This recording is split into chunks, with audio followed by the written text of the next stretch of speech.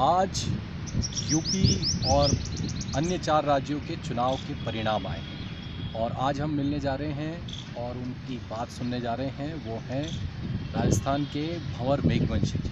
और भंवर मेघवंशी जी राजस्थान में एक बहुजन चिंतक के रूप में जाने माने जाते हैं। आज हम उनसे बात करेंगे। जी भंवर जी, आप बताइए कि आज जो यूपी में चुनाव के परिणाम आए हैं उसको आप किस नज़रिए से देखते हैं? देखिए, ये एक जो चुनाव परिणाम है, जनादेश है, वो लोगों के सामने है। और जो लोग राजनीति में काम करते हैं उनको जनादेश को बहुत विनम्रता से स्वीकार करना चाहिए। तो ये स्वीकार है कि ये जनादेश दिया है उत्तर प्रदेश की जनता ने।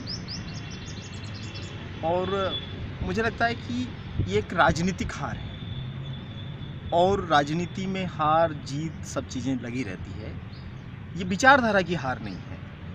तो अभी बहुत कुछ करने के लिए बाकी है।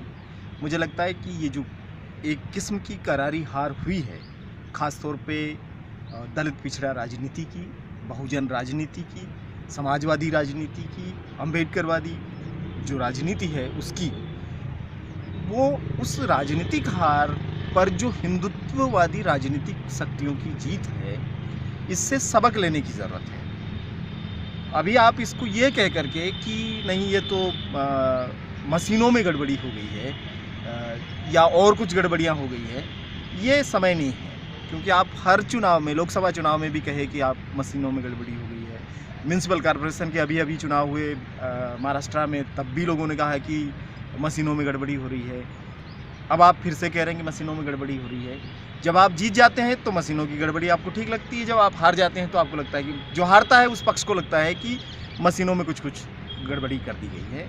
मुझे लगता है कि मशीनों की गड़बड़ी एक चीज़ हो सकती है, उसके जो भी तरीके खोजे जाने चाहिए, लेकिन मशीनों की गड़बड़ी से ज़्यादा ये एक बड़ी गड़बड़ी है जहाँ भीतर चिंतन करने की ज़रूरत है, जहाँ आत्मचिंतन करने की ज़रूरत है। इस देश की जो आइडेंटिटी पॉलिटिक्स है, अस्मितादर्शी राजनीति है, उसको अभी सोचना पड़ेगा कि आखिर हमसे कहाँ गलती हो रही है जिसकी वजह से जनमत हमारे हाथ से फिसल करके उन ताकतों की तरफ जा रहा है। ये बहुत भयानक चीज़ है कि जो दलित और पिछड़ा जिन कारणों से दुखी है, जिन लोगों से दुखी है, आज अगर वो उनको वोट दे रहा है, जो हाथ उसकी कॉलर तक पहुंच रहे हैं, उसके गिरबान तक पहुंच रहे हैं, उन हाथों को अगर वो मजबूत कर रहा है, तो ये कहीं न कहीं कुछ तो गड़बड़ी चल रही है हमारे काम के तौर तरीकों में।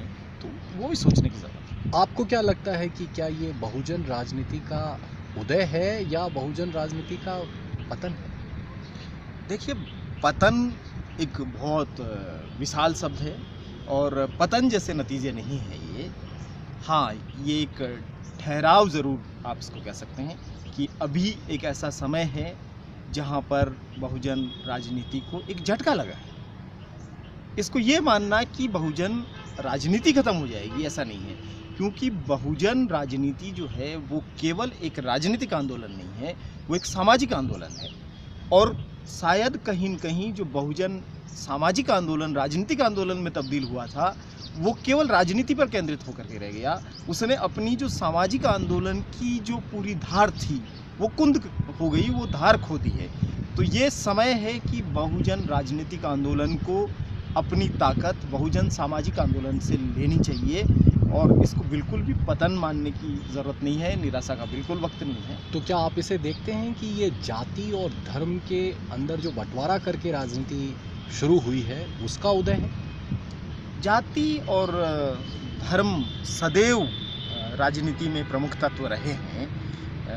आप जाति की बात नहीं करेंगे, आप वर्ग की बात करेंगे, आप धर्म की बात नहीं करेंगे, आप कुछ और बात करेंगे, लेकिन ये इर्द गिर्द घूमती है सारी चीज़ें। तो ऐसा भी नहीं है कि ये जाति और धर्म की राजनीति का उदय हो गया है या समता की राजनीति का पतन हो गया है। बिल्कुल भी इस रूप में इसको मत देखिए, क्योंकि इसको यूं भी देखने की ज़रूरत नहीं है कि ये मोदी जी की कोई बहुत प्रचंड जीत है। प्रचंड जीत फिर आपने पंजाब क्यों खो दिया?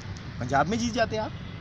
तो ऐसा भी नहीं है, और न ही कोई और पार्टी को ये मानना चाहिए कि उनको कोई बहुत कुछ, अगर मणिपुर जैसे स्टेट में भी बीजेपी आ जाती है और गोवा जैसी जगह में उनका मुख्यमंत्री हार जाता है मोदी जी का, तो इसको, इन नतीजों को ऐसे मत मानिए कि भाई ये कोई विचारधाराओं का अंत हो गया है या कोई जिस किस्म की राजनीतियाँ थी उनका पतन हो गया है या उदय हो गया है, ऐसा कुछ नहीं है। सामान्यतः नतीजे हैं और उत्तर प्रदेश की जो जनता है उन्होंने इस बार अपना जनादेश दिया है, उसको स्वीकार करना चाहिए। आप सर्वजनहिताय राजनीति के बारे में आगे क्या सोचते हैं? मुझे तो लगता है कि सर्वजन की जो राजनीति शुरू हुई है उसको पुनः बहुजन की राजनीति की तरफ जाना चाहिए, क्योंकि ये सर्वजन कहाँ चला गया मालूम ही नहीं पड़ रहा है। सर्वजन तो अभी जिनको सर्वाधिक सीटें दी है उधर दिख रहा है आपको। तो सर्वजन का जो नारा है वहाँ कोई आपके साथ खड़ा नहीं होता है। दलित जब तक था तब तक था, बहुजन की बात की तो तब तक आपके साथ बहुजन था, लेकिन जिस दिन आप दलित बहुजन से आगे जाकर के सर्वजन की राजनीति करने लगे उस दिन से आपने अपना धरातल खो दिया है। तो मुझे तो लगता है कि बहुजन राजनीति को अपना धरातल पुनः अगर खोजना है तो उसको अपनी बहुजन अस्मिता की राजनीति की तरफ, बहुजन विचारधारा की राजनीति की तरफ आना चाहिए। अस्मिता से विचारधारा की तरफ जाएंगे तो अस्तित्व बचा पाएंगे। धन्यवाद।